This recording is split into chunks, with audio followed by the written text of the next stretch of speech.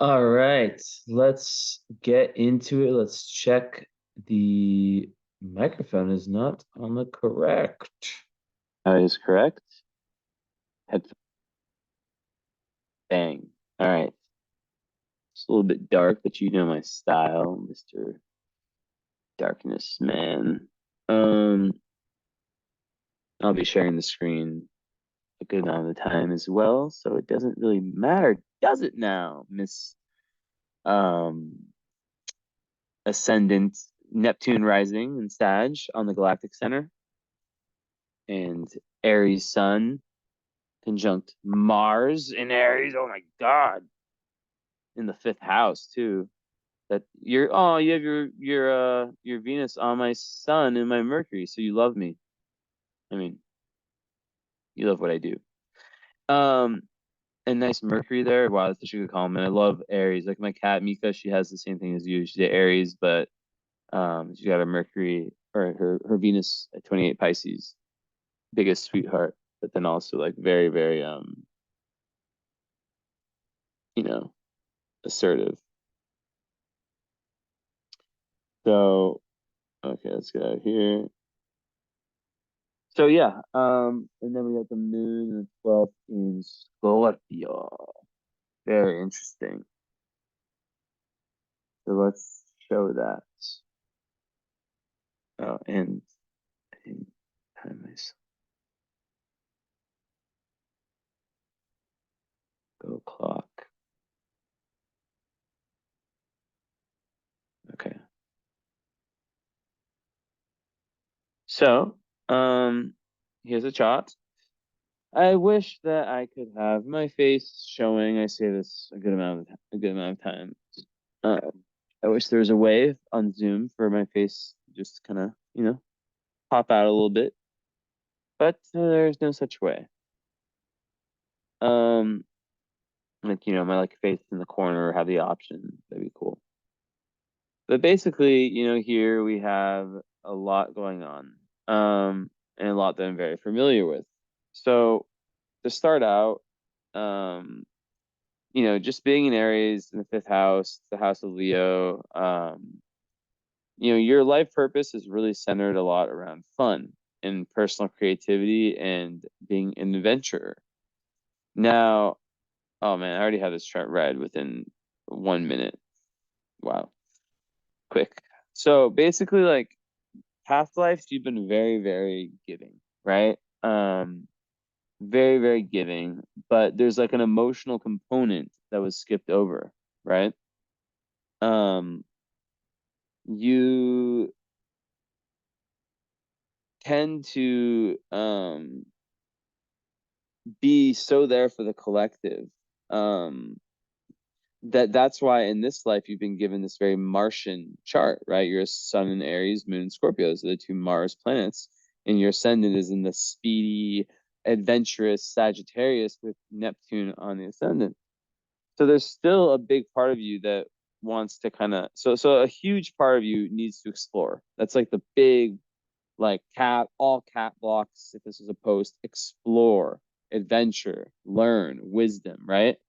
The Sag rising has to go on tons of different physical and psychological journeys throughout life to feel satisfied, and then they can teach and but really, even if they don't teach, it's like they become philosophers in themselves, right? So that is very rampant in you, and it comes from having past lives where you held yourself back, or you were held back because you were really all about helping other people. Um, so that's obviously massive. So yeah,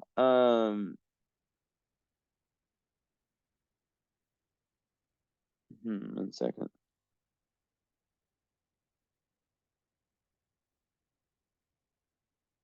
So it's ruled by Uranus, which is at 29 degrees in the 12th house. That's crazy. So Uranus is doing anything only positive.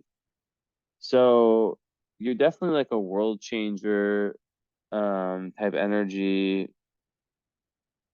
But a lot of people look at this as like a trauma signature. Um, and there could have been some of that, but the way I look at it is um just kind of being, is there retrograde, Saturn, Jupiter, Pluto, Uranus. Okay, so everything besides Neptune. So yeah, I mean, you're really there's a lot of energy of kind of redoing a lifetime in this. Um,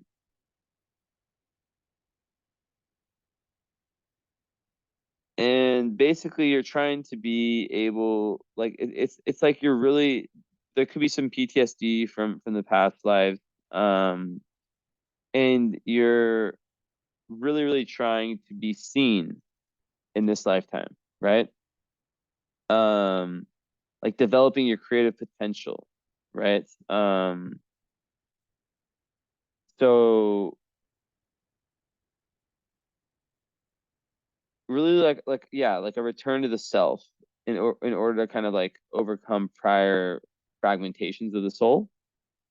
And that's where all this fire energy is, right? It's like imagine someone that was held back, who now needs to like learn to enjoy themselves, right? With fifth house sun, and enjoy their independence and their sovereignty. Um, so yeah, it's also about like kind of like it's the opposite nodes of me, which is very common for clients of mine. And it's moving away from the we to the me. So it's like okay for you to be a little bit selfish in this lifetime, especially as it relates to traveling and that and experiencing different cultures and the acquisition of the acquisition of higher wisdom.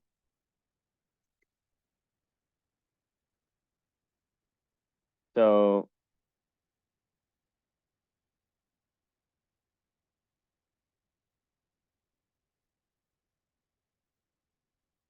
I want to read a quote from the book Anatomy of Spirit, by Carolyn Miss, right? And she says, in order to heal, one must have caught up with all the disparate parts of oneself. Um, and then she also talks about how at every developmental stage in life where we fail to self-actualize, we leave parts of our energy body stuck at that particular time. When we add the idea of reincarnation, this concept takes on greater significance. To heal and to grow, we must have enough of ourselves and our energy available in the present to be able to move forward with purpose. So basically, like if too much of your energy is wrapped up in the past, it's more difficult to move ahead, right? Um, so this north node you have in Leo symbolizes that necessity to return to the self, right? That authentic self-expression. So that's why fifth house sun, people, they have this need to like be creative, this need to have new ventures in Aries, right? Like with your Mars and Aries, that's like one of the most powerful placements in all astrology. Just like crazy powerful. Um, like just go getter energy, and Mars conjunct Sun and Aries is just like no stopping. But when I talk about the square with your moon, or excuse me, not with your moon, yeah, with your moon and the nodes, um, that is about unresolved issues, karmic issues with your current family of origin. And also with like the formation of the overall personality and emotional self, right? Um, so a lot of times people have that, they have karmic issues with their mother or their primary caregiver. Um, and there can be like a kind of inherited insecurity in the personality and like projection. Um, a lot of projection can happen. So yeah, so there can also be like unresolved gender issues with that one. And just like upset at like the kind of patriarchal bias of our culture and the suppression of the feminine, or it could be like a recent gender switch from the last incarnation where you might like identify strongly with the male one, and with all that Aries, I could see that being the case. But regardless, you're really here to have some fun. You're really here to, and there's definitely a level of helping people. I mean, you're a Sag rising with Neptune, so you're really here to feel that oneness, right? Like that's like a huge goal. But it starts from the internal Leo, and then with your moon in Scorpio in the 12th house, you have this real deep, deep, deep, and Juno conjuncted is helping it, right? Be a little bit more smooth, but you have this real depth to you. But a 12th house moon in Scorpio is fucking hard. Of course, it would be 11th house in classes, but still, moon in Scorpio is making someone very, very emotionally intense, as you probably know. It's making someone who can, really swing from, I'll put my camera back on, really swing from extremes, right? And they're very, very well aware of like their darkness, of like what their darkness is. So, um, it can be a lot for some people. So with partnerships, you need to have someone who's able to kind of understand your core soul self and know that there is that kind of back and forth. But with that said, you don't have any hard aspects to the moon besides the square I just talked about, right? And the fact it's conjunct Pluto, but like they're in different signs, which would give you a Hades moon. They're 8 degrees away, but in different signs. So I don't know if I would count that, but let's just say we count it, and it just adds more, like a lot of times the mother being very interfering, like overly just like on your ass about stuff, potential trauma with the mother as I discussed. So it's karma. A lot of times when I see this, I think, okay, maybe they traded roles. One life, this person's mother, this person's daughter, back and forth, same cycle, same cycle. So it's about breaking that cycle. If the moon, if this resonates more with your father, then it could be that it's the more the nurturing parent. It's usually the mother. Also, usually like 12th house Scorpio moon, I would assume that like the birth giving process was traumatic. Um, so like I don't know if you know anything about that, but that can, what is it called? Like prenatal trauma. Yeah. So there's like therapy you can do around that. Or like you could have been born around a time when your mother was experiencing like a deep crisis, right? And then you're stuck with that. You're not stuck with that, but you learn throughout life to not identify so strongly with it because it's difficult in the 12th house, right? So that's one of the big lessons for this is to not identify so much with any of the emotional baggage that your mother might have because she could have been usually Scorpio moon people have like quite possessive and intense mothers, right? Now in the 12th house, that creates someone who's a loner. Now this is very interesting how it lines up because I see a classic psychological split in this chart already between this very fiery side and this loner side. So the 12th house moon person feels very, very at peace when they're in that kind of reclusive lifestyle, right? Um, Sometimes even when they're surrounded by other people, they feel like people just don't understand them, and they find their own secret world and they retreat in it, right? Um, so they need to have, especially as a Scorpio moon, a water moon, which can be hidden, which can be difficult when you have all this fire energy, right? All this fire, well, you have an emotional need to be alone, to have alone time to recharge. Like me and my girlfriend were just talking about how I don't have a water moon, but I'm a Pisces. When I was at home, it was stressful for me, and I was with family, my girlfriend, all that stuff all day long. And you know, I go and some one of my like ways to retreat is to play video games. Like not crazy, just like one NBA game. It's like an hour long, 45 minutes long. And just watch YouTube videos or have YouTube videos playing. Just get some mind stuff. And he was like my girlfriend was telling me that he was kind of just like dissing me and not understanding that. So like there's definitely people who won't understand that about you because it's the moon, it's hidden, right? So it's really a big balance around alone time and time with the people, time in action, time in independence, right? And when you take because it's a 12th house moon person, you are like just like a sponge of energy, right? Um, so that's a big balance you have to be going for, right? Um, and it doesn't mean that you can't have any fame or fortune. Like, no, not at all. You're fucking Aries. Come on, you're like you're literally like so close to the zero Aries point. That powerful, powerful, like such a powerful point.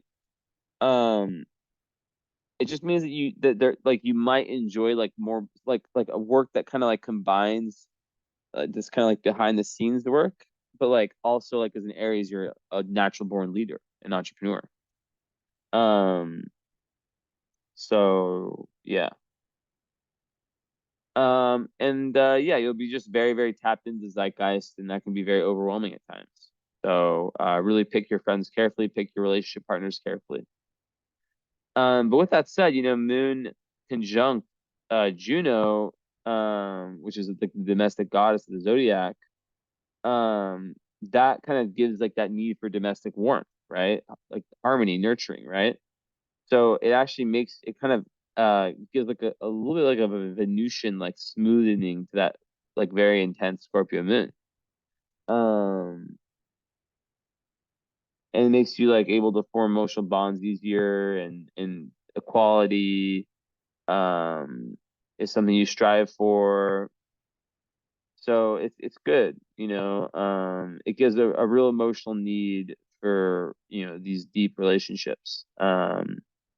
And it really helps enables you to meet your emotional needs in a way that's easier than for most Scorpio moons, through connections with other people, and where you can kind of like get out like the Scorpio moon people. They have that emotional need to really release their kind of like their darkness, so they can't be around people closely who just can't handle it, who get scared when they start talking about like death or like anything like that's like kind of scary.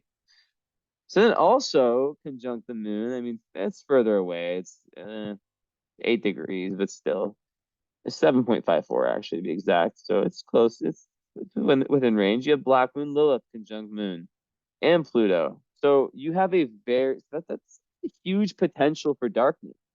And Black Moon Lilith is like in the 12th in Scorpio. I have it in Scorpio too. I always tell people don't fuck with me because I like when I have Pluto and Black Moon like right next to each other, right? Like and square the node. So it's like I can become real mafia.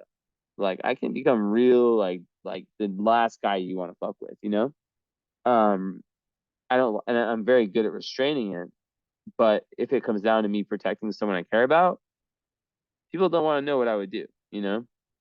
And not saying that I would ever like, you know, go and like kill someone. Like obviously, like I like my idea on that is to let God take care of the karma. But like in a fight scenario or something like that, do what I have to do. And so with the Black Lilith and Scorpio, you have to really watch out for not stinging the people. Um, when you're in a lower vibe, right? You have to watch out for not having like so many crises, emotional crises. Um, and you can also sometimes feel like you invade, like, or not you invade, that other people invade your life with their crises. Um, and you just want kind of that solitude, and you can like resent their intrusion into your sacred kind of space, right? But you sometimes might not realize the extent to which you're attracted to these types of dramas. It kind of makes you feel a little bit more connected and alive. That the intensity, the Scorpio moon, they like that intensity. But the key is to accept your own need for emotional intensity, right? Scorpio moons, they need that shit. They like drama. Um, so yeah, more with that in the 12th house is that that's just like kind of escapist potential and running away from your problems and being a loner, right? And to an extent to where like something bad happens, instead of facing it head on, you just say, fuck it, I'm just gonna escape into my own world of self-delusion. But with the Scorpio moon, one of the advantages is that Scorpio moons are very good at not lying to themselves, right? Unlike Pisces moons or Pisces in general, like Scorpios are like this is it. I need to fucking transform. So when you have a Scorpio moon in the 12th house, that is a karmic impetus for you through that relationship with your mother, most likely to go through the death, rebirth, and transformation of your most internal soul self, right? So that's really, really intense, especially early on in life. So I imagine you went through it. So when I tell people who I see that had probably intense, starts, I say, don't have shame around it because it's all in your karma, right? And the Eris is on your IC, so there's energy there around like just explosions. Mars is close by. Well, it's in the fifth, but regardless, like, you know, there's definitely, potential for blowups with siblings, um, or just like good relationships with siblings. It's not really necessarily blowups, but yeah. But yeah, so with the galactic center being your ascendant, it makes Jupiter your ruling planet of your chart, and Jupiter is or with your Sagittarius ascendant with the galactic center, um, that's going to make, well, okay, two things. So first of all, Sag rising, it's the gypsy that turns into the teacher that turns into the philosopher. You have to adventure, adventure, adventure, try new things, wisdom. It goes perfectly with your North Node in the ninth house, right? Am I sharing now? I'm not sharing. Basically, the ninth house North Node is like basically kind of having like a North Node being like your destiny point, right? Like the mountain, metaphoric mountain never climbed in past lives. And your vertex is right there too, which is another really faded point. So you need to travel, you need to experience things, you need to get out of the kind of like the third house Aquarius, just like kind of staying and helping people in your immediate environment, and um really really like developing inner strength, um and yeah, so yeah, there's definitely times of loneliness, but those are like the lessons where you then can forge your own creative ideas out of that, and your ability to be a healer for other people, right? Um, and yeah, like because of your past life karma, you haven't been able to develop your higher mind to the extent that you're aiming to in this lifetime, right? That's why you have the Sag rising in the North Node in the ninth house, in the vertex of the ninth house. So it's through your own creativity and the rediscovery of your inner child. Where's Chiron? Is it in Leo or fire sign? Taurus off. Um, but yeah, I mean, even that, it's like self-esteem issues, right? There can be self-esteem issues. So, you're really, really trying to feel grounded within yourself, and to, with your lack of earth, like I have, you have a complete lack of earth. It's a struggle for you to find this like consistency, to find like this ability to like wake up each day and be like, all right, today I'm gonna to feel like on average, like I'd say most people are kind of like this, with like Monday, Tuesday, But with someone with no earth like me or you, it can be like literally like this and like this. It can be like bipolar almost, not like bipolar, but like just like just such like fast, swifty shifts in mood, right? That's Scorpio moon also. So it's best for you, in terms of career. And I read a chart like this, like I read any chart, like regardless of age, something where you can have fun and where you can be of service, right? So counseling would be a great career for you. Also something where you can like use your spiritual powers, because being that you have, Jupiter ruling your chart, you'd be a great teacher of any sort as well, spiritual teacher. Um, but ascendant on the galactic center. Galactic center is a black hole. And your ascendant is smack on it. So it's basically a black hole filled with so much esoteric knowledge. So the person that has that, they seek that out, right? Naturally, they are a seeker of spiritual, esoteric, occult knowledge.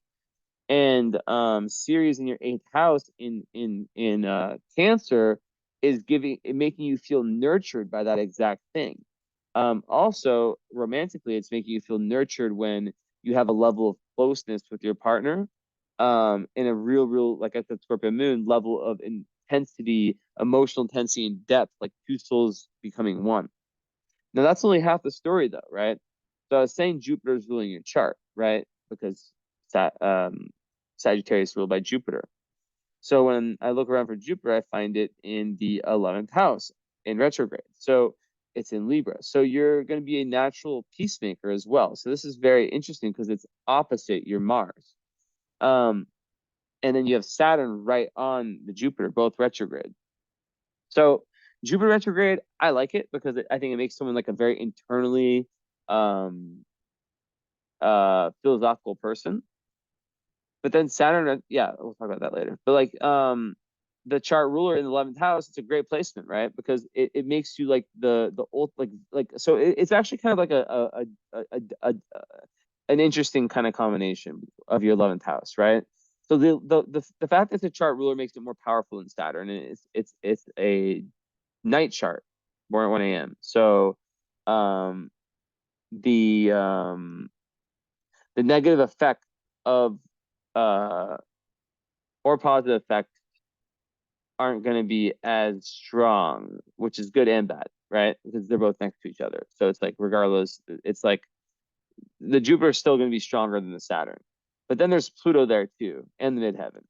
So the way I kind of bring this all together is like with Jupiter, there's like this ever widening circle of friends, right? Goals and visions, like the big, really important goals are huge, and being able to inspire large groups of people, especially as an Aries sun, you are a leader. Mars and Aries, you are a fucking leader, a go-getter, 1000%. Sag rising, I mean, you have literally like all the fire, Um, but like when it comes to grounding yourself, that's where you really need to focus on. So you need to have you really need to focus on having like a solid routine. Um, Something that can really feed your spiritual, emotional, physical, mental, whatever, or needs. It doesn't have to be like, something that is like necessarily what everyone else is doing, but it should feed you in those ways. Now, with that said, you have Chiron there. So being a healer and healing yourself and doing healing things can actually contribute to that. But I digress. Back to Jupiter. That gives in Libra gives like a very strong concern for justice. Um, and it makes someone very, very relationship oriented, technically, or typically, not technically.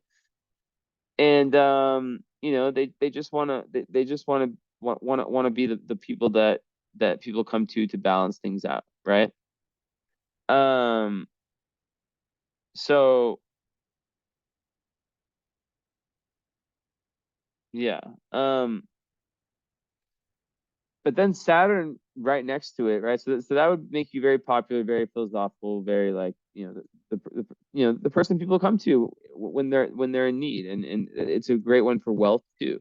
But then Saturn would hold back those very things, like the wealth, these big like lifelong goals, that like take a long time to achieve, but they are like so massive.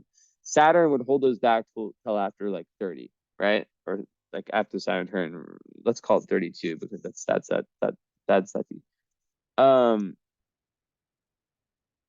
but yeah, like it's very good for wealth and confidence, positivity, courage, all those things, right? But then Saturn can make it to like, yes, you're popular, yes, you bring a lot of people in, but then it goes back to the Scorpio moon, the split. Saturn there can make it so you're very picky with the friends you have, right? Which Scorpio moons always are. So it's like kind of like a high criteria to really be in your real inner circle, but maybe perhaps you might have like a lot of friends, but like only a few like real like friends. Um, so yeah, really good for self-expression and being surrounded by true friends, and good for career and for traveling too. Um, so then there's the midheaven in Leap, or yeah, midheaven there, right? And also Saturn in Libra is really good for creating long-lasting friendships and long-lasting relationships. So like business partners and intimate partners. So that's good for that. Now, but like yeah. Okay. So then we have midheaven, which is like about your dharma with Pluto right on there. So those are the world changers. The people who have that are so powerful, so resourceful in their chosen career or dharma, whatever. It's not always career. They have this massive transformational effect. So I already talked about your death rebirth transformation in your 12th house that you went through. Well, now in your career, this is why I'm guessing that you would do something in mental health or just helping people in general, because you have so much wisdom to give. And people like Putin, I know he's not the most popular. I'm just saying as an example, I know there's like a million other ones. Pluto on the MC creates politicians, it creates leaders, it creates people who are literally meant to change the world in some type of way, right? So Libra, it could be for you bringing more peace and more balance to the world. Um, so yeah, but definitely a better leader than a follower. But it is in Libra, so then that's where you have to think. And it's on Spica. Ooh. We'll talk about it later. So yeah, like someone who just like wants a career that challenges them, that enables them to get to the bottom of things. Um, like yeah, psychology, literally like Libra is like literally like the counselor. Or something where there's like a client relationship. So midheaven and Libra, people tend to like a level of beauty in their surroundings in their career, like where their social skills are appreciated, counseling, yeah. Um, and it's air sign, so even though it's cardinal, like I do think that air sign midheavens can definitely have like career changes, and but like definitely a need for like a harmonious workplace. So you combine those all together and you have a lot of stuff, right? Pluto in the 11th house. Also, you have to think of it from another perspective. Just like being drawn to very powerful friends, powerful people, like powerful political groups, and the ability to really form these deep and profound friendships. Go back to this. I want to find one thing that I haven't looked at in so long that I don't even know where it is. Is it even in this country? Is the question. Where are you? Oh, it's probably over here.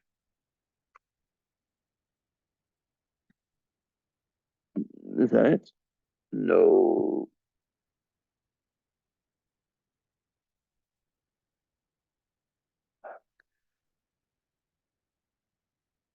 They're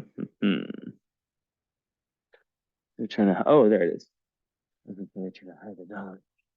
So I'm just jump into my self-written Pluto book, the little notes I wrote from like years ago. I just love doing this. I guess I don't know why I'm sharing when there's nothing to share. Okay, so Pluto on the 11th, I wrote the quest is a radical shift away from the karmic path, from who they have been, or from how others have seen them. There's a powerful need to detach from the external environment and social groupings. Okay, I actually remember all this, but yeah, basically it's like about like the need to be in groups that take you away from any past life conditioning and that leads you towards higher individualism, right? That's like in line with your moon or your moon, your not your moon, yeah, your moon, but like your whole fucking chart, like you finding you, not you finding like what society tells you should be. It's really really important that you find you. There can be resistance. Sometimes we need to step out of our familiar routines to understand the patterns that play out in our lives. There's a powerful need to detach from the external environment and social groupings in order to see those interactions with a new perspective. So it can create this thing that's actually healthy for you to kind of like be very in the spotlight and then step out and kind of analyze it, right? Which is showing you a chart all over. You see, I'm connecting these dots. I told you I got this chart from the first 5 seconds. Um,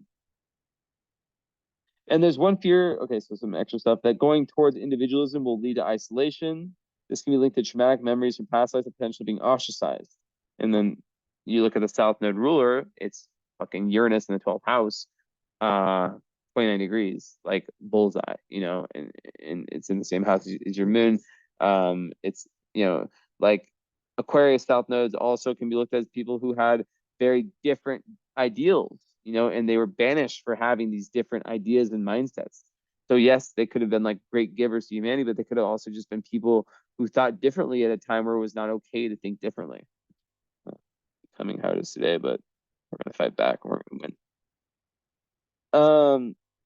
So these issues need to be understood now. There's need for alliance with like-minded people through groups or friendships, which is Aquarius, in this life.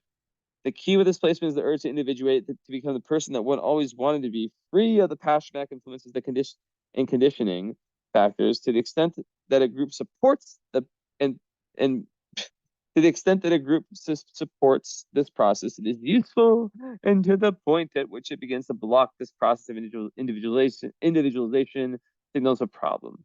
One has to act on the true impulse to free themselves from this past, as they may face alienation in the current life. So then the polarity point, Leo, your sun or your north node is the healing, the need to creatively self-actualize in order to express the potential to move beyond the disassociation produced by trauma into a more creative period of recovery. The individual, quote unquote, finding their individuality within groups, end quotes. Finding a purely selfish impulse of creative evolution. So, like I said earlier, it's okay to be selfish for you.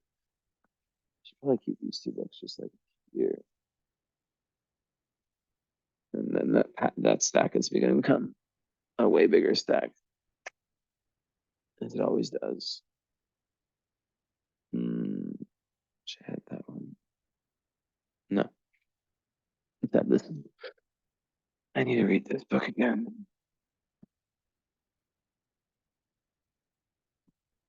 Okay. So, anyways, whatever. Interesting stuff. Very, very interesting, captivating. Very, very captivating how it all kind of comes together. I'm not being sarcastic. I sound like I'm being sarcastic. It's very, very interesting. So, Neptune rising. Let's talk about that. Miss Esme, the famous cat, the one who's won all contests on my Instagram. Um, both times somehow. Actually, second time she didn't get 50%, but first time she got 50% over Mika and Fedix, which is insane. There's hundreds and hundreds and hundreds of votes, and she got exactly on the spot 50%. So this is making you adorable. I don't know. I've never seen a photo of you. I have no idea what you look like. I just think Neptune risings are just adorable. They just have like a cuteness to them. I don't know. Such a sensitive and imaginative like personality, right? But and it's in sad, so there's still that fire, but it's sweetened with that Neptune. It's like those big puppy eyes. Like, how can you ever be like those dreamy eyes? Like, how can you be like mad at me, get away with so much? Um, and really, like the thing with Neptune rising is like you're trying to take your dream life, which also is a moon in the 12th house. The dream life is really, really, really important, right? Um, Also, one thing I forgot to say about the Jupiter 11th house is you have to watch out for being lazy. Just one thing, and we'll talk about aspects soon. Anyways, but so yeah, with the rising, with that, what was I saying? Uh, yeah. So it's like about like taking your dream life and creating the life, like putting that into your physical life, right? Um, so yeah, like this is like the ultimate artist energy, right? So like you can literally take from that energy, and your sun's in the fifth house, Mars in the fifth house. So there's this fucking huge Aries, like that's the energy I'm giving you, the Aries energy. The first sign, fire, power, like it sounds like I'm on drugs or something, but I'm very fire myself. But like to create, you need like creative expression is so huge for you, right? And have fun, inner child. I'll say inner child 1,000 fucking times if I have to. If you don't do that, you can have lots of confusion and kind of feel like you're walking in circles and you don't know what the fuck you're doing it for. Um, Now, another thing about this, very important, is that you may get projected on a lot. You may feel like people see you and don't fully see you. They see you for how they want to see you. They see you is based like more on their projection of like what how they like kind of putting you into a box, like per se. And it can be difficult and you can feel like I like not seen by people. So that's like a Scorpio moon, that'll piss you the fuck off. And that's when the black widow can come in and be like, and the Aries Mars can come in and be like, bah, bah. So honestly, Aries Mars, you need to fucking fight. You need to join like a UFC gym or some shit. Like for real, for real. Um, what's up with Mars? Oh, okay, good. Mars is trining. Okay, we'll get into that a little bit. But it's trining Uranus. I thought it was square for a second. I was like, oh shit. That's a beautiful one, the trine.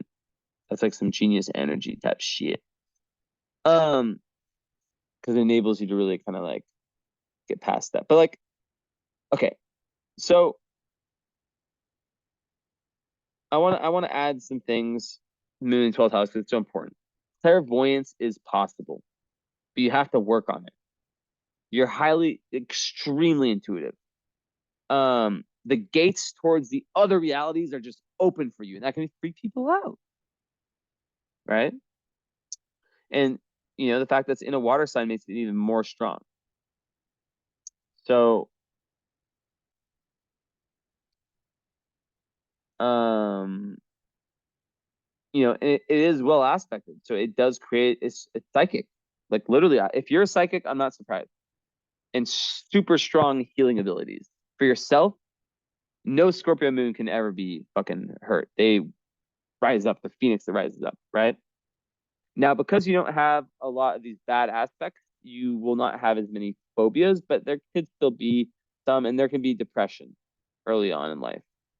Um,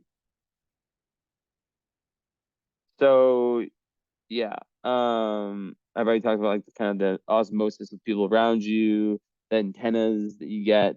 There's just more metaphors for it. Um, but yeah, there can be a lot of these fears and phobias. So I want to kind of go into that a little bit. But it's usually with emotional issues, right? So it could be like fear, like a deep fear of abandonment, right? Which can come from the past life, so which goes exactly with the Pluto thing I was saying, right? Um, and then that can lead to that person like just closing themselves in that shell, right?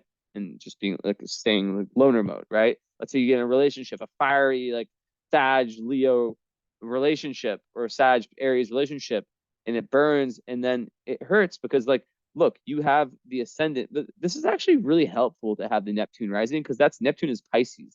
So even though you're Sag rising, the Neptune makes you kind of like a Pisces slash Sag rising, which is what I am.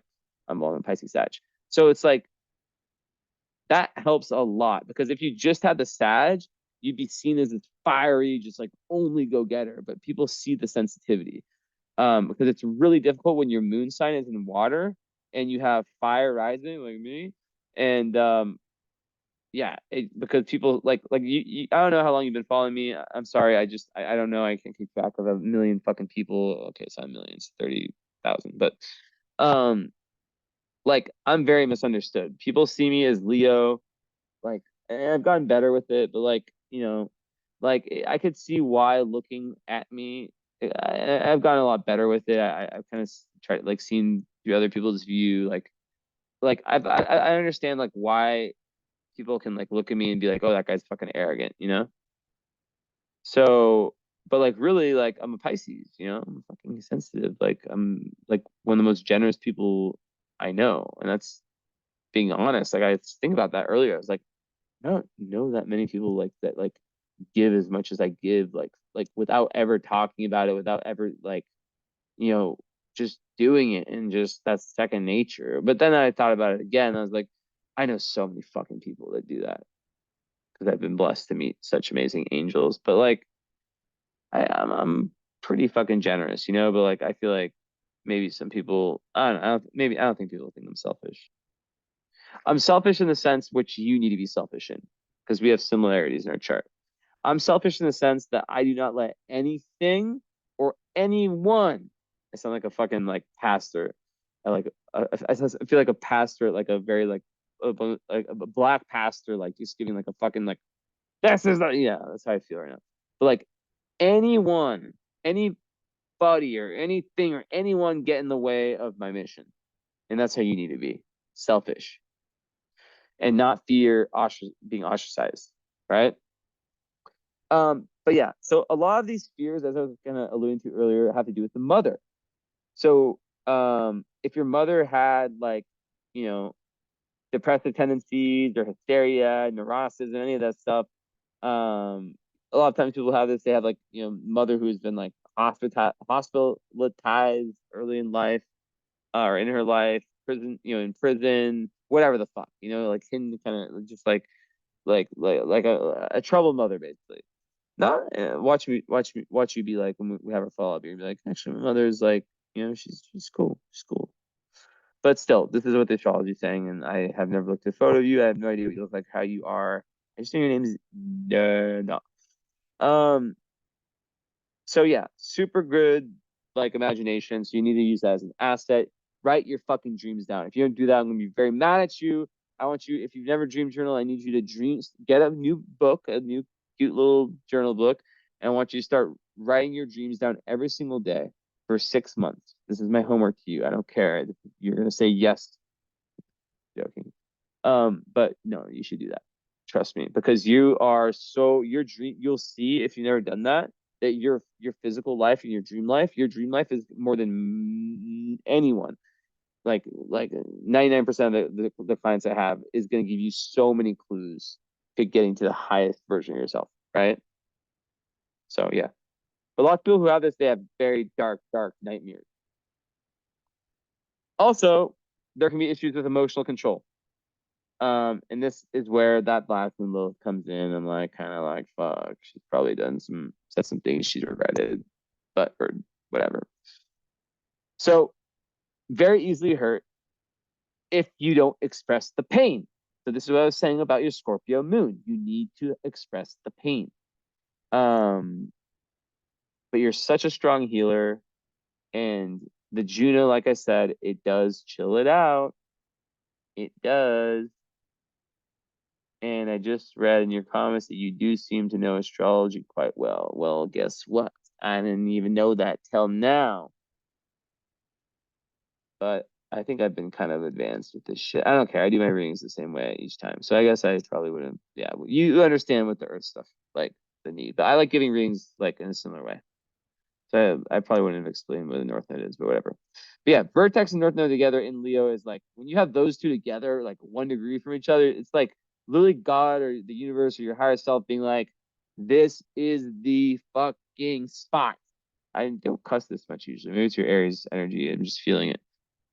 Like ninth house, Sag, Leo. Like, get out there, individuate, take risks, not bad risks, you know? And through your travels, through your experiences in different, you know, different philosophies, you're gonna learn so much. So I wrote a post the other day about like, which like literally like even my girlfriend, my reach gets so bad when I post like a lot that like even my girlfriend didn't even see it pop up in her feed. How fucked up is that? Got like 100. It was like a good, really good post about 50 cents chart, and again his audiobook. I've been listening to it, and just like not even 150 likes, and the reach was like what, like, should I cry? It's gonna ruin the energy of this whole reading when I see what the reach was for my 50 cent post, which means that how many people of my 32.3 now followers saw this post. 153 likes at the moment.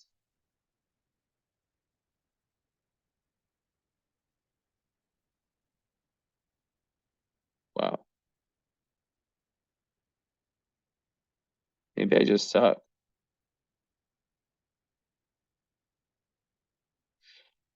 Well, I'm so confused. So 4,891 people saw it, only 153 liked it? What about the one before? Yeah. And then before it's like 8,000 people saw it. And then the one before 16,000 people saw it. You see, this Instagram thing hates me. Like I'm permanently shadow banned. And then the first one back, 21,000 people saw it. Like when I hadn't posted in a long time. It's just sad, yo.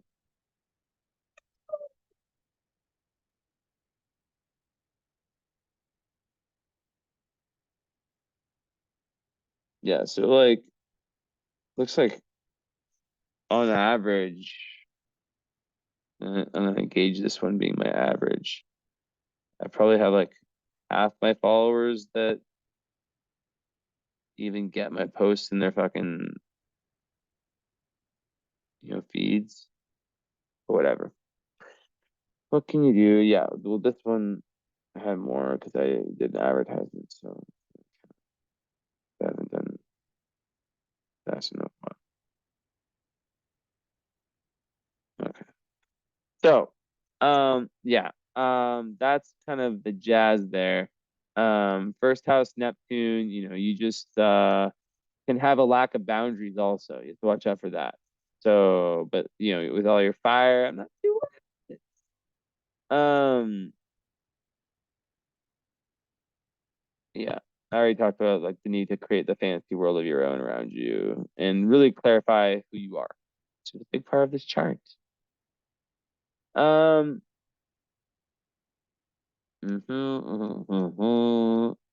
North node ruler is the sun in Aries in the fifth. So fifth house suns, I already talked about it. Sometimes there can be too much of the fun life. So, but like that's you're meant to have that, and also children is huge for you. But like your chart, you're born in Philly. Yeah, I mean it's interesting. Like, because this would be in the third house. That's how much it changes. Or fourth house, excuse me, in your third house in Placidus. So a Placidus compared to a whole sign reading, which you're getting a whole sign reading, would be very different. Um, very, very different. And here's a baby. A baby. A baby. A small cat. What's your name? What is your name? You said Esme, motherfucker. You know the name. Pet me, boy. Look at this. Also, speaking of pets, Chiron sixth house means that you could get lots of healing for pets, and Pallas sixth house means that you could have like psychic communication with pets. You feel Esme's message to you? Ow, that's bad idea. Okay. Yeah, and Taurus filling the sixth. Like, yeah, pets, pets, pets. You should have a million cats. Cats are the best. Dogs are awesome. It's a lot of work. Um, yeah, so just like inner child, inner child. I'll say it again, say it again. Okay, so should we talk about your Pisces stuff? Pisces, Venus, with all that, makes you a romantic, such a lover, like my cat Mika. Um, One second, my therapist texted me. This is bizarre.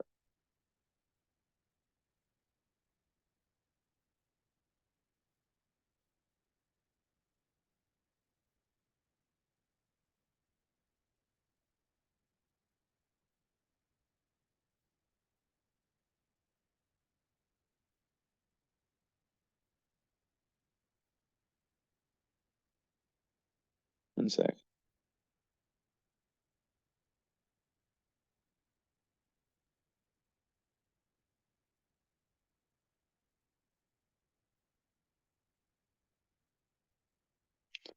Okay. Okay, so Venus, love what you value. You love spirituality. You love merging and being like really united, like two souls becoming one with your partner. You're super romantic. You have to watch out for having the green, um, the green, the pink colored glasses in love. So you need to take things slow, not allow that fiery Mars, Aries, Mars, and Sun to just like, when you meet someone, just boom, boom, because like you might see the potential, ahead of the reality of the person. So yeah, but really that's like what maybe I think it's the best Venus sign. Sue me, Venus and fucking Taurus and Libra. I think Venus and Pisces, well, Venus and Pisces and Venus and Libra and Venus and Taurus are the three best for sure. I'd put it's exalted, but I think it's the best one. Because I think it just is the most romantic. One can really see the beauty in their partners and just in life in general, and it adds like a spiritual component to it, right? So it's not just like Venus in Libra can be a little bit codependent. Venus and Pisces also can be, but it's just like just like loving to like enjoy the arts with your partner, and it's very creative too. That's the thing that I think, like, well, Libra also, but like, and Taurus, but like just super, super creative. And with the fact that you're an artist or counselor or both. Esme, stop scratching this. Um, Bebelush. It's like baby in Romanian. Bebelush. They speak English, but they're Romanians, so they prefer me to speak in their native tongue, especially her. Adevărat? Adevărul? Da? Ce crezi? Ce crezi de Atia asta? Ce crezi? She's actually gonna tell me things. She's such a psychic hack. She actually has the same thing as you. She has a galactic center moon. You guys have a connection there. She's staring at your chart. She's telling me things. Isn't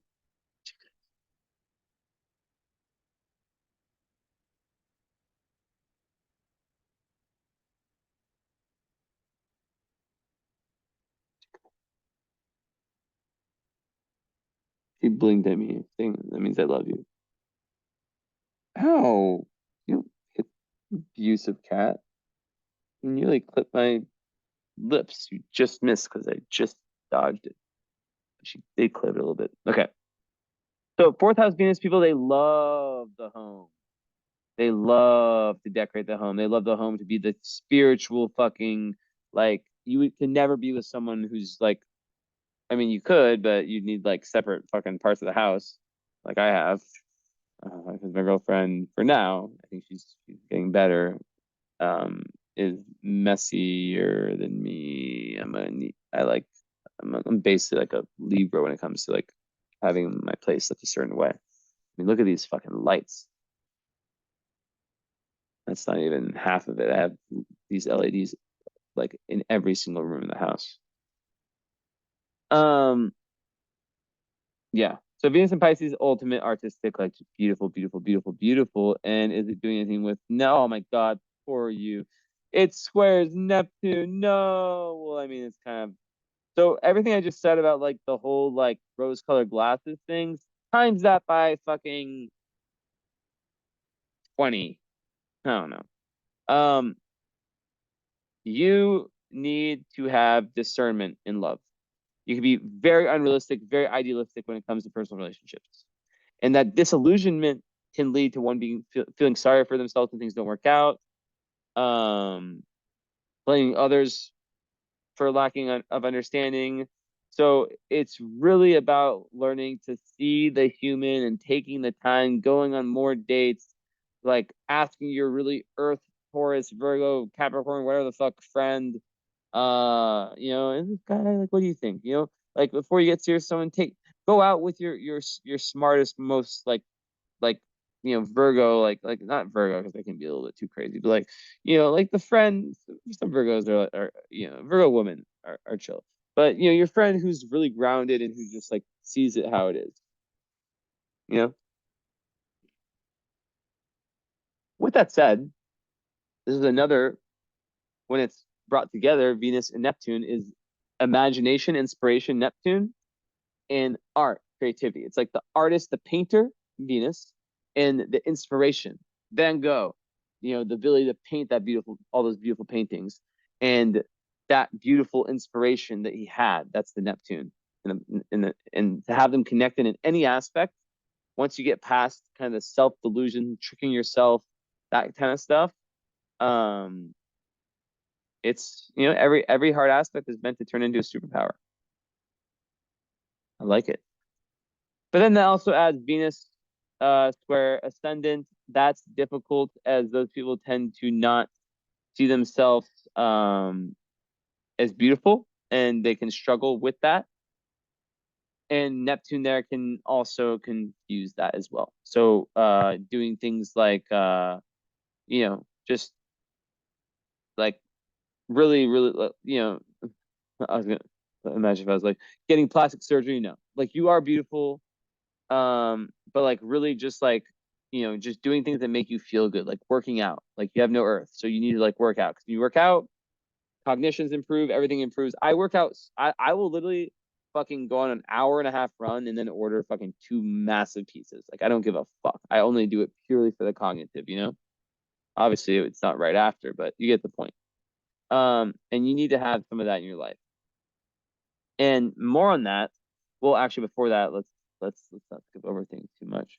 But you have an unaspected Mercury in Pisces. So I have Mercury in Pisces too. It's a difficult Mercury to have, but in your case, it just adds more psychic ability. It is the connection between the other world and this world. Um, Super intuitive, amazing imagination. You can literally tune into other people's thoughts, which can be a little bit annoying. Um, so that adds to kind of like the time alone needed. It trines your moon though, so that's literally the connection between your brain and like that's a psychic, a very very psychic. Like you have so many of the really really psychic intuitive placements. And if you think I say this for every reading, go watch all my readings on YouTube and tell me how many times I talk about this. Some charts I don't even say the word intuitive. But yeah, Venus and Mercury, that like it can make someone like so good at like the very abstract, the highest spiritual concepts that some people can't get, understanding astrology just naturally. Um, you know, just but then when it comes to like putting together a fucking IKEA fucking dumbass couch, like you can't fucking do it. But you're able to really communicate your thoughts and feelings that are so spiritual with ease with that trine. So but also you have to watch out for being manipulative. That's definitely something that can happen there. And then also the Scorpio Black Moon Lilith. But like it really gives like a talent to like make decisions based on intuition and logic, which is great. More with that, the fourth house, which would be probably second house, whatever in classes. What would it be? 26. No, it's probably third house. But eh, third or second. But regardless, it's fourth house in my system, and you just, I mean, either way, you're very intelligent. Um, and you know, in the fourth house, you like to really like research things from home and have your home be a place where like lots of communication and information is exchanged. Um, you like to have like a home setup where you can learn a lot and communicate and maybe work from home, right? So yeah, maybe you have to like have different homes in childhood. I'm not sure. So yeah, also with Mercury and Pisces, they can be just like it can be very difficult to distinguish fantasy from reality. To deal with that. So yeah, having a partner that's like more grounded in reality it could be useful. I myself have a girlfriend with no earth either, so yeah. Yeah, but then regardless, like with relationships, like if you have a relationship, I highly suggest getting a compatibility reading with me because, for example, me and my girlfriend, neither of us have earth, but our composite, which is the combined chart, it's like the energetic baby when you combine both charts and all the midpoints, it's all Capricorn. So it's super. So like actually somehow our union makes us more grounded, but individually we're not. Um,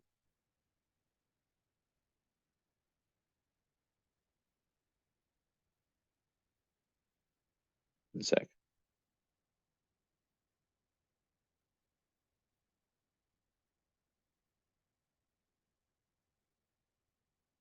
Okay. So yeah.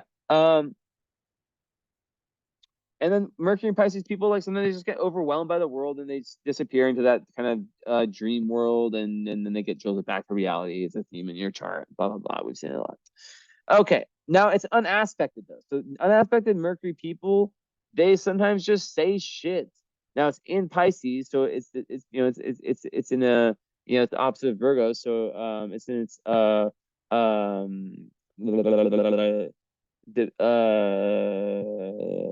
not fall position. It's in a debilitated position, but it's unaspected, so it's very rare to have unaspected Mercury, right? Because it's so close. Let me double check that actually.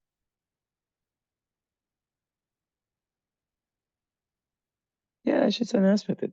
So because it's so close to like Sun and Venus at all times, so that gives like a lot of like quick, unstable, unchange like very very changeable.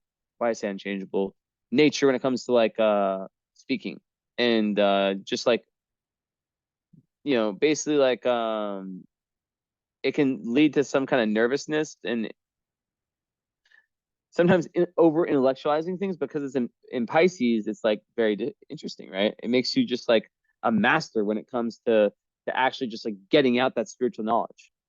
And I think it could relate to just straight psychic powers, just because nothing's holding it back. Um, so what can be beneficial is that there's less scatteredness and distractedness with this placement. So it can really make you focus on that prize.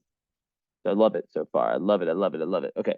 So Sun conjunct Venus, or Sun conjunct Venus too. So that is so good for your Venus, your Aries Sun. So we see a theme here. These very Martian planets are kind of being chilled out, but then you have Mars even closer to your Sun. So we'll see about that. But with the Venus one, it just makes someone like gentle, more gentle. It adds more gentleness to your Aries Sun. And able to like express yourself in kind of an affectionate manner, really enjoying the company of others, really good for like having like a very artistic kind of identity, Now the Mars on your Sun, that is a powerhouse, super hardworking, crazy like physical energy levels, love of adventure, um, anything that like you need like a physical outlet for that, just like inexhaustible energy, right? Um, you are a risk taker, initiator, leader, and you have to watch out for being too impulsive. Just telling you. Just telling you. So, we haven't really talked about Mars and Aries. Well, guess what? Mars and Aries is in dignity, the best Mars position. Are Mars in Aries and Mars in Scorpio. I would say Mars and Aries in terms of physical Mars, which is like what Mars is. You know about this stuff. You know about astrology. So yeah, you know that is the best position. So that can literally a Mars and Aries person like can be like their main fucking like thing in their chart. It's so powerful. Um, so in the fifth house, like there could be like a strong drive for anything fun, anything that pushes you towards that inner child, anything spontaneous that involves risks, whatever. So you have once again you're accident prone, right? Um, Also even aggressive. A lot of Mars and Aries people, they can be bullies with that Scorpio block and Lilith. You can fuck someone up psychologically and then physically too. I think I said that earlier. Um, Mars in the fifth, I love it with your chart because I think it pushes you towards that Leo North node to express yourself creatively. And it makes you very competitive. I mean, there's no doubt that you are a competitive person. Um, and probably someone who really wants kids. Just saying. If you don't have them already, they can be very independent kids, right? And very, very luminous solar kids. So yeah. Um, I don't know. I'm curious. I don't do plastics, but what's the intercepted houses? I never really got into like. I mean, I know what it means, obviously, but I never really like have ever talked about that in a reading ever. But maybe I should. But there's so many different highways to get to where we want to get to. Okay. Okay. Okay. So water, water, water, water, water.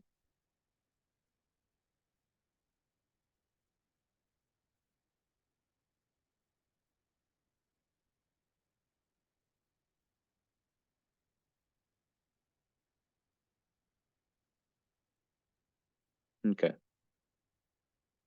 Looking for grand trends.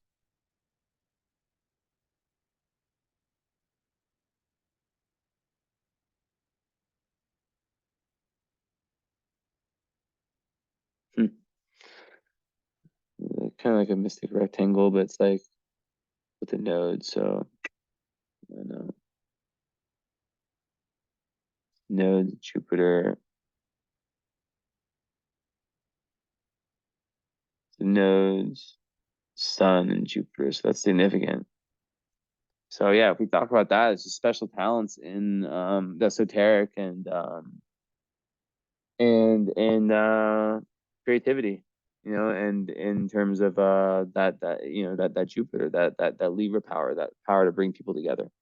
Okay, what we not talked about? Well, we haven't talked about just Juno and Scorpio. You want in the 12th house, it's very, very fated, your relationships, your marriages, whatever the fuck, just like in that need to merge with a partner. How many times do I have to say it?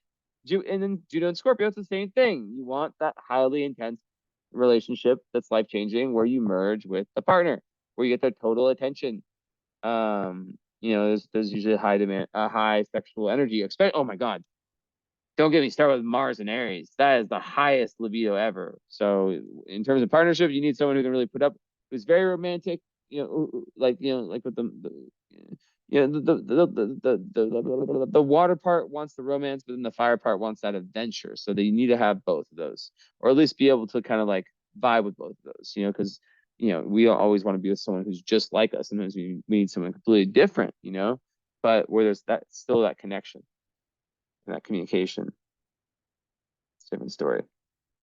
Um, so Sun opposite Jupiter, just what you need. That's more of like that larger than life kind of energy in terms of goals, which is great for leadership, but it can make one like take too many risks. So it's really about like finding balance between like stability and adventure, and it's like I call it Superman syndrome and restlessness. But like really it makes people just like go-getters. And then Sun opposite Saturn, one of the big ones. One of the big ones. The other really big one. There's three really big ones. Sun opposite Saturn. We already talked about Venus opposite square. Um, Neptune, and there's Mars opposite Saturn too. So let's just start with Sun opposite Saturn, then we go to Mars opposite Saturn. So the Sun opposite your Saturn, which is obviously, and it's opposite Jupiter too, so it's opposite both. Well, I just said with the Jupiter, but like, yeah. And then, well, actually, I might as well talk about Mars opposite Jupiter while I'm at it. The Mars opposite Jupiter is kind of the same energy. Watch out for risk taking. Um, like there's like this being pulled between like expressing energy and holding it back. Like being assertive at times, and then other times, not. Um, so it could have been like when in childhood, when liberty and independence was restricted, or past life even. So it's really about blending the two energies, right? Aries, Libra, and then in relationships, it's about blending the axis of Aries, Libra, where like the extreme of Libra is codependency, the extreme of Aries is just like, I don't give a fuck, I'm gonna do things my way, and I don't give a fuck what this person says, or I'm not gonna compromise at all. So it's about like finding that balance in between, where you can have relationships where you can still merge with with your partner, but then still be your own person. Although there's not really much air. Um, the primary need is really around someone that doesn't get in the way of your North Node journey. Someone maybe an adventure buddy who understands your mood swings, your potential mood swings, and that is also on that evolutionary path, and it might not be in the same way as you, but it's on it. 3333 is the time right now. Interesting. And I think I have,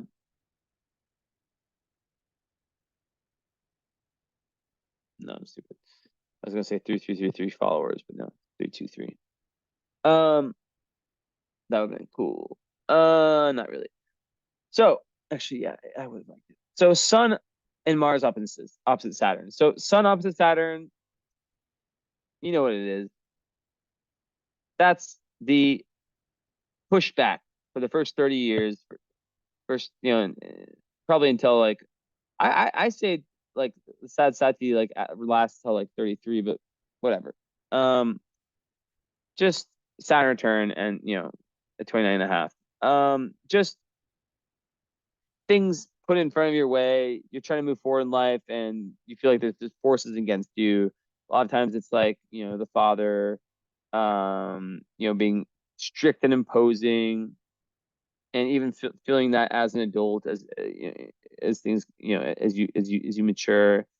Um, there, okay, okay, yeah. So, basically, like the key with that is to get past it, which you have. So now it turns you into a very responsible person, who has learned all the lessons about hard work, determination, sticking with things, challenges, and now you are resilient and you're able to just take over.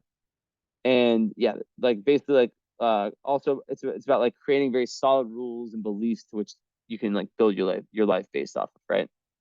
So then with the Mars, Saturn, man, that one's annoying because it's like Mars, you want to move forward. Mars and Aries wants to move forward, and Saturn's like, here's a boulder in front of your path. And you're like, okay, I'll go around it. And here's another boulder.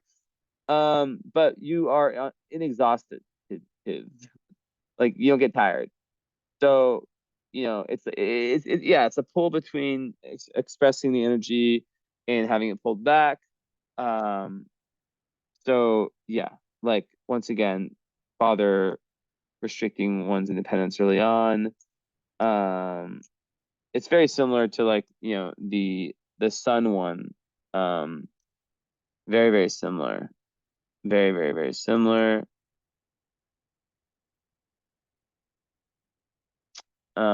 What was I gonna say? Yeah. What would the difference be? I think like the difference is like that one has to do, the sun is more about purpose, the Mars is about action. So both of those are together because they're conjunct, right? So yeah, you get it. Okay. I love that your sun is trine that 29-degree Uranus and Scorpio, which means that you're like you're getting to the end of like that energy, which Uranus Scorpio together is about. In the 12th house, Uranus in 12th house is literally like another super super psychic placement. You can get downloads from meditating in your sleep, blah blah blah. And the sun trining it makes you like just very unique. And but like you can like people are like attracted to that uniqueness and that individuality. It's not like off-putting, like the hippie that pisses people off. I don't know. I couldn't think of a better example. Um, and it makes you just like really not interested in like the ordinary pursuits. So yeah. Um, so Venus is also opposite Jupiter, of course, because it's there. It's not as close of an opposition. They're in different. They're not in opposite signs, but still, I don't. I think a Venus opposite Jupiter is a good one. I mean, you have to watch out for like the kind of like extravagance and always kind of thinking like someone's gonna come to your rescue. Um, and just being like too dependent on people and learning moderation. But overall, Venus and Jupiter, if they link in any way, it's like those two houses, fourth and 11th, are really good. So home life and friend life, that's going to add more good energy to your friend life. I don't believe that an opposition of, I don't believe that it's the best opposition that exists in astrology, my opinion. But there are those warnings, right? Overindulgence. Um, Another thing is substances, like just like watch, like with the Venus square, Neptune, just like with the Scorpio moon 12, just like sometimes it can seem like too much, and just like having healthy escapes is really really important, especially with like the Venus and Pisces, like you know, yeah, I mean, there's a love for escaping. So the arts and stuff like that is way more important. Um, Yeah, so I talked about Chiron the sixth, just how it is, a lot of times just like the square through ascendant, like feeling like physical inadequacy. So like doing things like yoga, super healing, having that healing be a part of your daily basis. So if it's your job, that's even better. And Taurus, it's like, early on a crisis of like of values, lack like basically lack of self-esteem, lack of self-worth.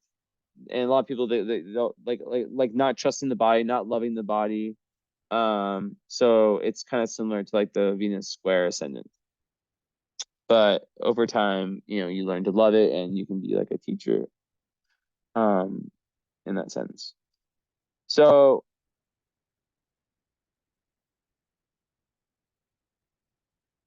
Venus is also trying Uranus. Wow. Yeah. So Venus trine Uranus is a nice one also. Super, super intuitive. It makes lots of excitement in personal relationships, which goes with the theme. Um, Very intellectually stimulating relationships that are always karmic because of June and 12th. And also it gives you the ability to desire. You have that desire for lots of space, but you also really good at giving it. So it's a really nice placement. I love that you have all these Uranus trines because Uranus is your South Node ruler. So it's like it's really helping you, the Mars, Venus, and Sun trine. Um, so yeah, I think I went over every single like aspect that's important. Um, well, I guess Jupiter and Saturn too. Yeah, yeah, I'll go Jupiter. Um, how do I think of that one? I mean, I already kind of talked about it. They kind of just like off balance each other. Um, it's like basically back and forth between like freedom and expansion and the need for discipline. But the Jupiter is more powerful in your chart because it's the chart ruler. But once you've learned to like work with both of these sides of your nature, with that, especially Jupiter comes, Saturn does become powerful because, but Jupiter has the same oppositions. But yeah, um, that's being able to like blend that enthusiasm and that structure. So it's actually quite nice. Really good for business. So yeah. Okay. Vesta in Leo, 26 degrees, ninth house. Basically like, you're that's like a funner version of Saturn, how I think of it. You basically like want like it just adds the kind of like just being focused on like, the Sag like discovery of higher truths, right? And like putting a lot of energy and work into that. But it can make one um, sidetracked and dogmatic potentially, right? But really like wanting to like share your truths, your philosophical truths with others. So Vesta and Leo, just like entrepreneur, you work better when left to your own devices. And yeah, you can be really inspired like it's about like making your fun, what you do for fun, your work, like I do, right? um like kind of linking play and work. So goes perfect. This chart, goddamn, I love it. I love when everything's so connected. But sometimes I don't want to jinx myself because I don't want to say that and you be like, "You're wrong. You're wrong, my friend." Not that I know it's not your voice, but yeah. So I talked about series like how you gain that nurturance by diving into like the death rebirth transformation of yourself, but also of metaphysical matters in general, the underworld, also like deep like sexual experience, and also series 8,000 people can be people who care for people who are dying. So interestingly enough, series in Cancer, like the ability for you to nurture yourself and others is closely linked to your own relationship with your mother. So there's lots of healing that's needed in that karmic relationship. If she's still around, I don't know. I don't know why I thought that. I just said that. So yeah, like basically, if it's like beyond repair type thing, just doing spiritual work around that. Writing a letter and burning it. Um, just finding compassion, right? Okay, So I think I went over everything pretty much besides the stars and the asteroids. Let's just go through it. Yep, yep, yep. Vertex and Leo is like your doorway to higher awareness is through, creativity and being an inner child, and playing and just playing and exploring, literally. Um, Part of fortune and the six, like you do best, you're in your flow state when you have that stability in your day-to-day life, like I talked about. And also when you're of service. Palace, I didn't talk about Palace. Well, Palace conjunct your Chiron. It's like the third eye type of intelligence. Um, it's actually very good to have sixth house Palace with your chart because it can actually help you create schedules. Um, so in being like a very gifted healer and someone who yeah. But in Taurus, that's really good for the art, seeing the beauty in nature and beauty in the arts. And it gives a lot of common sense and wisdom, which actually really helps out. And it actually is an elemental sextile with your Mercury. I think Mercury, Pallas is like the third eye, more upgraded version of Mercury, but your Mercury is already in Pisces, which is the third eye opened, and then your Pallas is in Taurus, so it kind of adds some kind of common sense, um, you know, to like being able to like work with your hands. So the IKEA thing maybe like gets taken away. Maybe you can do the IKEA thing. Um, so yeah. Okay. So let's check out. Well, actually, I didn't really talk about the Uranus and the 12th. Yeah, I mean, I talked about like just intuitive flashes, um, and just being able to like really, really just like get downloads when you're in your chilled out space. Yeah, yeah. Okay, let's check these out. I'm very fiery today. I don't know what's happening in my astrology.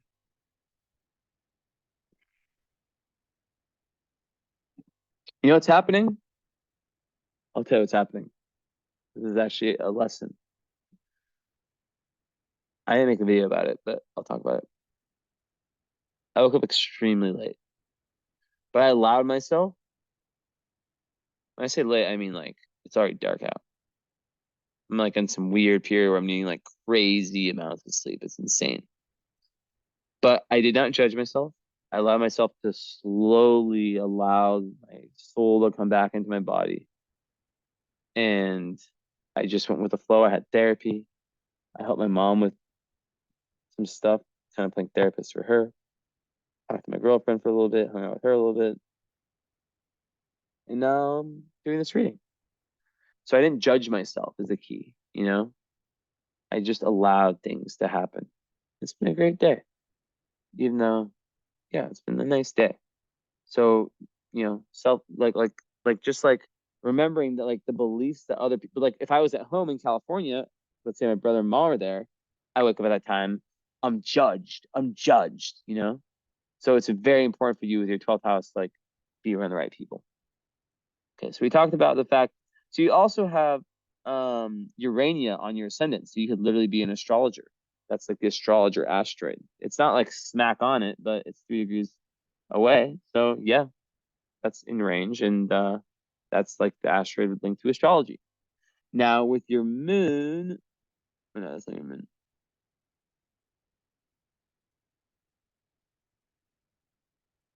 Oh shit, no. You have Fomalhaut on your fucking Mercury. It's 2.5 degrees away, but still, that's a royal star. That is literally like divine imagination and creativity. Like that is the royal star in Pisces, Fomalhaut on your Mercury. So you are an artist, 1000%. Uh, I'd be very surprised. I want to see what it says, even though it's not smack on there. Because it's behind it. If it's behind it, it's more important. So, like if it was behind it, like your Mercury's at 5, if Omaha was like at 7, I wouldn't like talk about it. But because it's like at 3 and 5, it's important. Um, so yeah, basically Fomalhaut with Mercury. Let me look it up. I have no fucking idea, but I do have ideas. But um, yeah, just like really good. I mean, success as scientist or writer.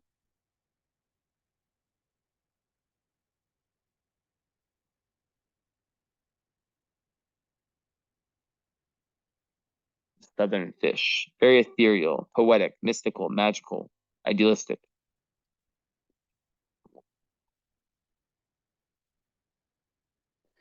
So it says the poet or the liar.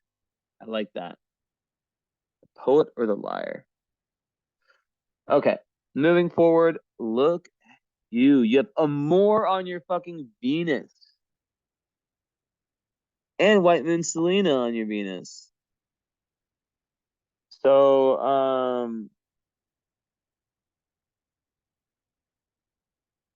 open something up real quick. But basically, a more while I look something up is literally the best.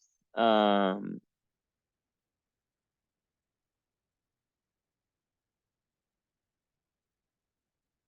sec.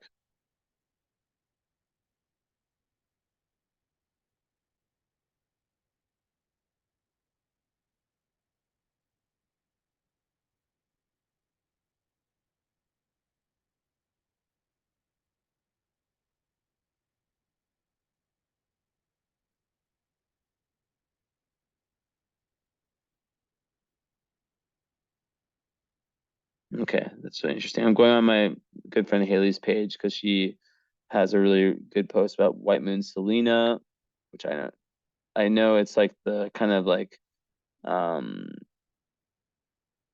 you know, it's not something that it's very new to me. Let's see. So White Moon Selena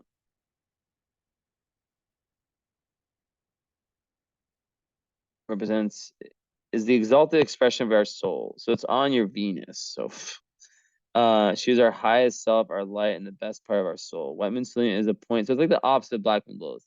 It's a point of protection in the birth chart. Oh, it's protection where your light is felt by others. So your Venus, your love life, your sense of self love is very protected. Um, Having a strong White Moon Selena signature can point to being highly protected. You're highly protected, being seen as a light in the world, and may lead you to higher leadership, where you inevitably lead others towards their own light, so they may shine um this light into the world. And then she said, let's see, she had Venus. No, Haley, what?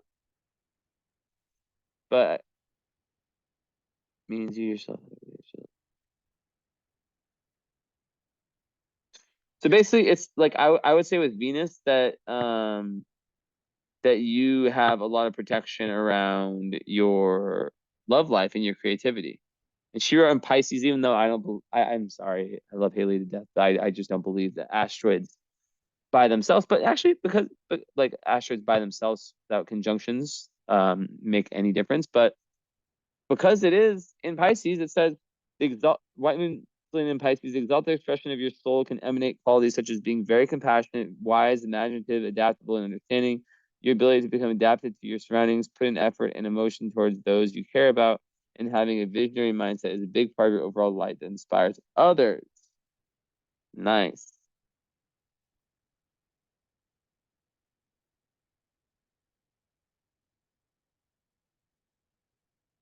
Nice, nice, nice.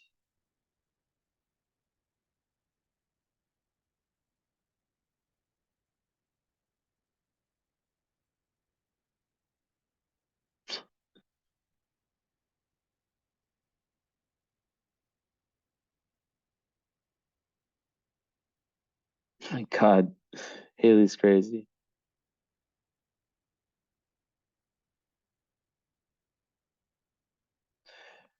Ashtray clet through the signs. Clet can indicate what gets you wet, and your pussy game is like, oh my God, she's crazy with her asteroids. I don't know how she finds these.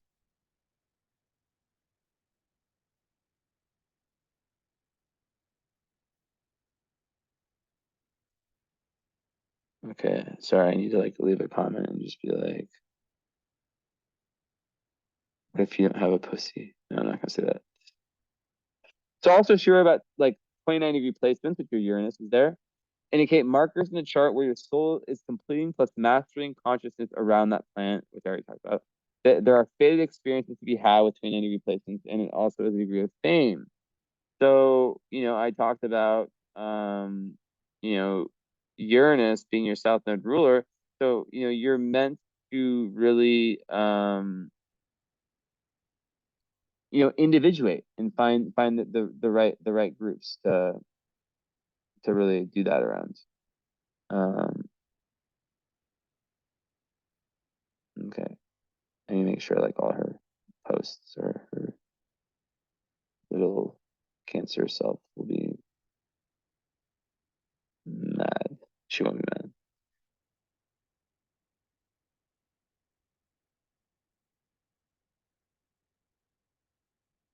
I'm gonna share.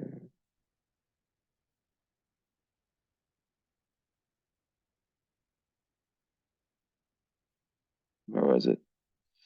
So yeah, we get the point. I'll like let later. I'm just curious, like I don't know what that can mean for men.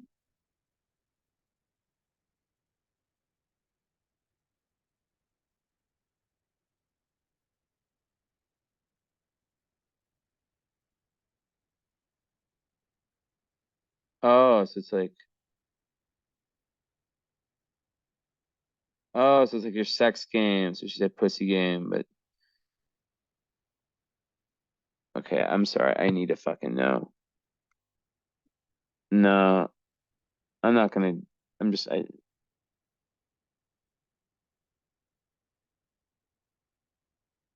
No, I can do it after. I have enough fucking stars. Okay, whatever. So we move forward. So you have Amor right on your Venus. This is the best, my favorite asteroid. Literally, it's 0.03 away. Amor is all about unconditional love. So the fact that you have Venus in Pisces with Amor on it makes you like the most loving person ever. Someone in relationships, like even if you break up, like you still have that love for that person. Like you want them, and just like for humanity in general, like that's just like for you and for everything, like just unconditional love. It's like the highest energy of love. Where like like it's like completely like unattached. Um, yeah, just love for humankind. You have it deeply. Super spiritual, compassionate, it just doesn't go away. So also it's great for money and for investments and for manifestation. So keep that in mind. Miss Good Karma. Well, actually, there's a lot of interesting karma. Okay, so getting close to being done. You have Eris close to your IC, so I think I already said that in Aries that you could have like just explosions, like from the unconscious. You gotta watch out for that shit. Um, Nothing there, nothing there, nothing there, nothing there. Okay.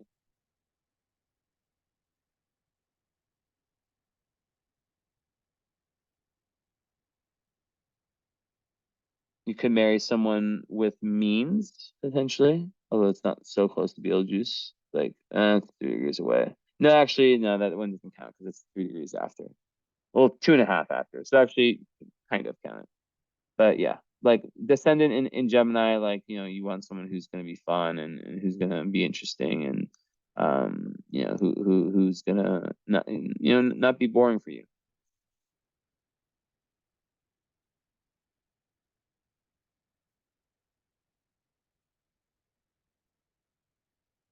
North Node conjunct vertex, I just think that means that you're here for a really, really special purpose, like a really, really special purpose. And we're getting, okay, so nothing around these, nothing around them. Okay, so you had Spica on on Pluto, and then Moon, there's nothing that I have in my book of life.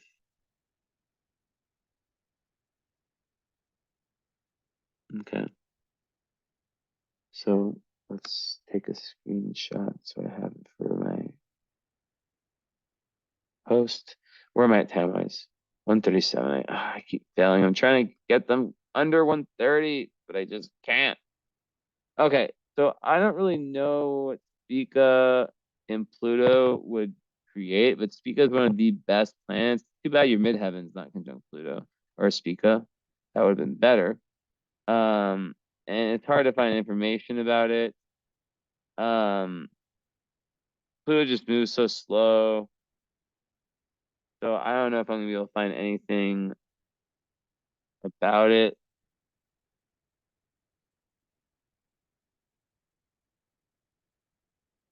But it really gives success, riches, like all that stuff. So I don't know. I mean, honestly, like I'm just being honest. I don't know what Spica and Pluto do together. I wish I did. Let's see if I can find anything. There's not much about it here or about this in general.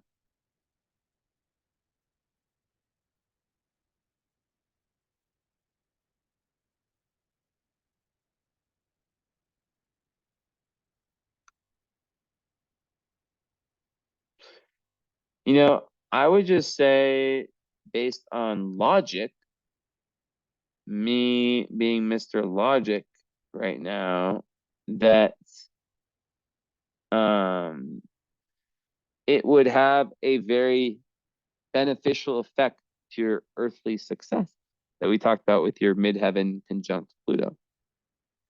And it would allow you to be very renowned and have lots of high honor and success and be seen in a smooth way as you take over the world. So that is it. Thank you so much. And I look forward to the fall. Oh, last thing. So I know that you know about astrology, but still, it's very, very important. So basically, this is how like pretty much everyone uses Mr. Jesse. I'm joking. No, I love it. I think it's the best thing ever. So you have a follow up with me, right? How nearly I since I started doing this, it's been pure magic. Pure magic. I don't advertise it, but I probably should add something on my website that just says like nail chart reading follow up plus current astrology, like all in one, and have it like a reduced price. Well, I'm gonna give you a reduced price anyways. But basically, so you have the follow up, which is an hour. We only talk about the natal. The natal never changes. You have this forever. I'm sure it's not your first natal. Maybe it is. I don't know. Current astrology, usually 350, 350. I would do for 250. It would make it so that's talking about like the transits, the progressions. You obviously know this stuff, right? Um, the follow up we can talk about more stuff. Um, related to this, anything that you think that you want me to add or whatever, or I think I went over pretty much everything. Um, but any questions or any additions, whatever.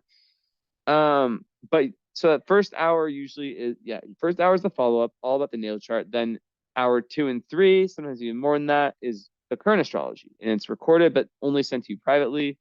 And it's just giving you it's really alignment. Like honestly, those sessions, like we talk about the current astrology, but like they take on like a lot of like kind of like more counseling sometimes. Like it's just like we're talking for 3 hours, like I'm getting you set up for life, honestly. Like I don't not like I'm gonna save your fucking life or but I really do feel like it's been so beneficial for every single person that's done it, because I bring in my 2 counseling degrees. Of course, I do astrological counseling too, or my 2 masters in psychology. What am I fucking downgrading myself? So let me know if you want that.